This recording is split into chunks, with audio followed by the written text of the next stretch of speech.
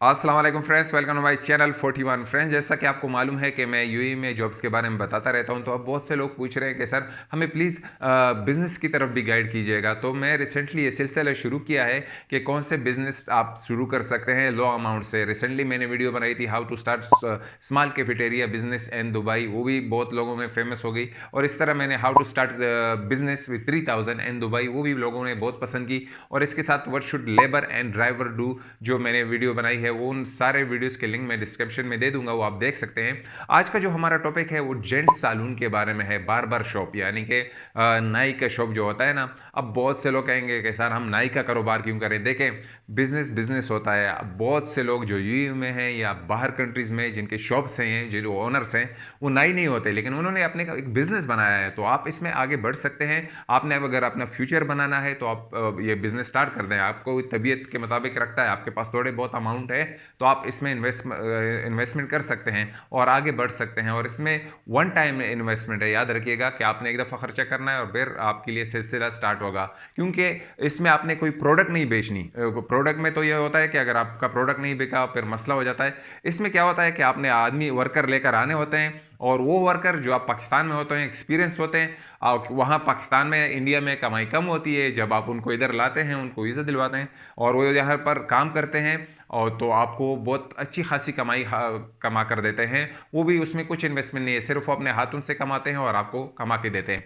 और इस पर मैं आपको सारी डिटेल बताऊंगा कि इसमें क्या हिसाब किताब होता है। देखें, बहुत से जो शॉप्स होते हैं, बार्बर शॉप होते हैं या सैलून होते हैं जेंट्स में, इसमें यह होता है कि कमीशन बेस होता है। कमीशन बेस ऐसा होता है कि बीच में 20% भी होता है, 30% भी होता है, 50% भी होता है। मिसाल के तौर पर अगर इस किसी शॉप ने उसमें जो वर्कर हैं उन्होंने 10,000 महीने का बना लिया, 50% डील हुई है आपका, तो 5,000 आपके हो गए, 5,000 वर्कर्स के हो गए। उनमें उनका रिहाइश भी हो सकता है, उनका उनके खाने पीने का, वो सारा उनका उन पर डिपेंड करता है। तो ये मैं आपको एक एग्जांपल दे रहा हूँ। तो ज़्यादा भी कमाई हो सकती है। इसके अलावा आपके जो लाइसेंस पर कितना खर्चा आता है वो भी मैं आपको बता देता हूँ।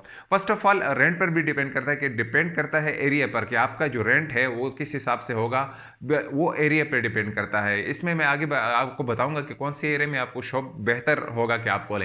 देखिए, रेंट इस तरह होता है कि आप मिसाल के तौर पर अगर आपकी 18,000 16,000 आपके रेंट है, तो आपको 3 महीने के चेक, डिपेंड करता है मालिक के साथ आपका किस तरह डील हुई है। तो आप महीने का भी पे कर सकते हैं, या 3 महीनों का भी पे कर सकते हैं, या एक साथ भी पे कर सकते हैं, या 6 महीने के बाद पे कर सकते हैं। तो ये डिपेंड करता है। बहुत से लोग यहाँ पर यूएई में 3-3 महीने का किराया देते रहते हैं। तो ये हो गया। इसके साथ साथ लाइसेंस पर आपका खर्चा कितना आएगा। याद रखिएगा कि आप ये ना समझे कि यार ये तो बहुत बड़ा मसला हो जाएगा। आप किसी पार्टनर के साथ मिलकर भी इसको खोल सकते हैं। तो 2 आदमी मिलकर इसको खोल सकते हैं, अल्हम्दुलिल्लाह बहुत अच्छा काम चल जाएगा और उस पर आपका खर्चा भी कम आ जाएगा। अब लाइसेंस पर आपका खर्चा आएगा 22 से 25,000 आपका खर्चा आएगा लाइसेंस पर। वन टाइम इन्वेस्टमेंट है, इतना आपका फिर खर्चा नहीं आएगा। फिर रिन्यूअल पर आपके थोड़े बहुत पैसे आएंगे हर साल। तो इसके साथ फिर क्या होगा कि डेकोरेशन पे डिपेंड करता है। डेकोरेशन आप किस हिसाब से बनाते हैं, आपकी दुकान कितनी बड़ी है, आप उसमें कितने सीटें लगाते हैं, कितने चेयर लगाते हैं, उसमें कितनी डेकोरेशन करते हैं। तो ये भी याद रखिएगा कि इसका खर्चा आप पर डिपेंड करता है कि आप उसमें सीट्स कितने लगाते हैं। नॉर्मली अगर हम 3 सीट्स का लगा लें तो इस पर आपका खर्चा आएगा 25 से 30 हज़ार। तो ये हो गए आपके अमाउंट। और इसके साथ साथ आपको जो स्पॉन्सर होता है उसको, जो आपका कफील होता है, जो आपका स्पॉन्सर होता है, अरबाब होता है, उसको भी आपको 5,000 इस तरह सालाना देने पड़ते हैं। 4,000 भी होते हैं, बस 6,000 लेते हैं। तो डिपेंड करता है। और कोशिश कीजिएगा कि आप या जो आपके बोर्ड होता है, जो आपका नाम होता है, उसको अरबिक में रखें, क्योंकि उसका खर्चा कम आता है। इंग्लिश या किसी और ज़ुबान का आप नाम रखेंगे तो उसका खर्चा थोड़ा बढ़ जाता है। तो कोशिश करें कि अरबिक में नाम रखें।